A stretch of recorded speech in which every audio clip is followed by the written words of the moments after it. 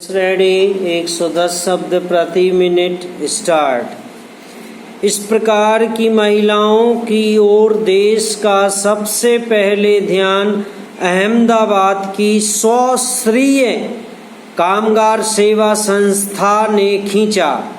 इसी संस्था ने पहले बुनकरों, कपड़ा, बीड़ी तथा बांस उद्योग में लगी लाखों स्त्रियों के सहकारी संगठन स्थापित किए और उनके लिए एक सरकारी सेवा बैंक की स्थापना की। महिला मुक्तिवाद अंग्रेज के फेमिनिज्म शब्द का पर्यायवाची है। इस शब्द की आज तक कोई परिभाषा नहीं बनी जो हर समय और स्थान पर लागू की जा सके। यह एक ऐसा आंदोलन है जो महिलाओं को अपनी आज़ादी हासिल करने और उन्हें सुरक्षित रखने के लिए चलाया गया है।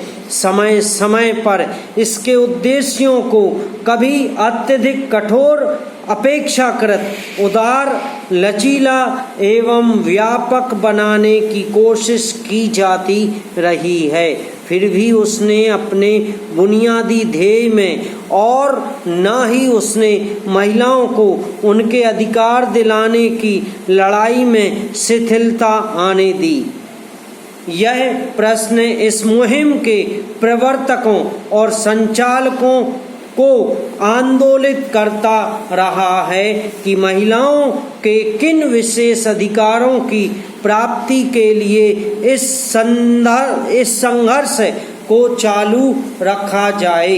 इस संदर्भ में यह ज्ञातव्य है कि औरतों के समस्त अधिकार परिवार के इर्द गिर्द घूमते हैं। इसलिए अधिकार प्राप्ति की यह लड़ाई पारिवारिक सुख सुविधा में अधिक बड़ा हिस्सा या कुटुंब संस्था को जड़ से खत्म करने में एक ही लक्ष्य के लिए लड़ी जा सकती है। आज महिलाओं की दुविधा यह है कि वह वर्तमान सामाजिक पारिवारिक यथार्थ को स्वीकार कर उसमें ही किस प्रकार अधिक अधिकार पाने की कोशिश करें। महिलाओं के अनुभव और आवश्यकतागत भिन्नता को पूरी संवेदनशीलता के साथ ध्यान में रखते हुए उनकी समस्याओं के समाधान हेतु चलाए जा रहे आंदोलन को अंतर्दृष्टि से जोड़ा जाए। दरअसल किसी एक समान मकसद के लिए दुनिया की सारी महिलाओं को एक मंच पर एक साथ लाना संभव नहीं है। जातीय, आर्थिक और सांस्कृतिक भिन्नता महिलाओं की समस्याओं में आड़े आती है क्योंकि ये समस्याएं परिवर्तनशील होती हैं। यही वजह है कि आज तक विश्व की महिलाओं की समस्याओं को प्राथमिकता के आधार पर सूचीबद्ध नहीं किया जा सका। पैरा महोदय, हालांकि आज महिलाएं अपार इच्छा शक्ति लिए पुरुषों के समान अधिकार पाने का दावा पेश कर रही हैं, साथ ही चाहती हैं कि वे आत्मनिर्भर होकर स्वतंत्रता के साथ समाज में रह सकें। इसके बावजूद ऐसी असंख्य महिलाएं भी हैं जो मात्र औरत होने की वजह से अभिशप्त हैं। कहीं कम अधिकार पाना उनकी मूल समस्या है तो कहीं काम करने का अधिकार प्राप्त करना उनकी आवश्यकता है। इस प्रकार भिन्न भिन्न स्थानों पर महिलाओं का मान व स्थान भिन्न भिन्न रहा है। उसके उदाहरण सर्वत्र बिखरे हुए हैं।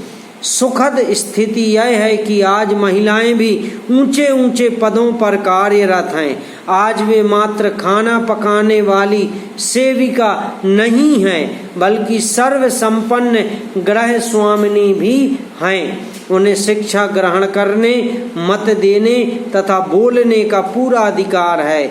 वे अपरिचितों से बातें कर सकती हैं, सभाओं में बोल सकती हैं, निर्वाचन में भाग ले सकती हैं। अब वे बंदी नहीं हैं। स्वच्छंद विचरण करने वाली आज़ाद भारत की आज़ाद नारी हैं। वे मनुष्य की सहकर्मी हैं, समान धर्मी भी। वे पति की सलाहकार भी हैं और परिवार की शुभ चिंतक भी। पैरा, आज वे केवल मनुष्य की इच्छाओं की पूर्ति का सामना नहीं है।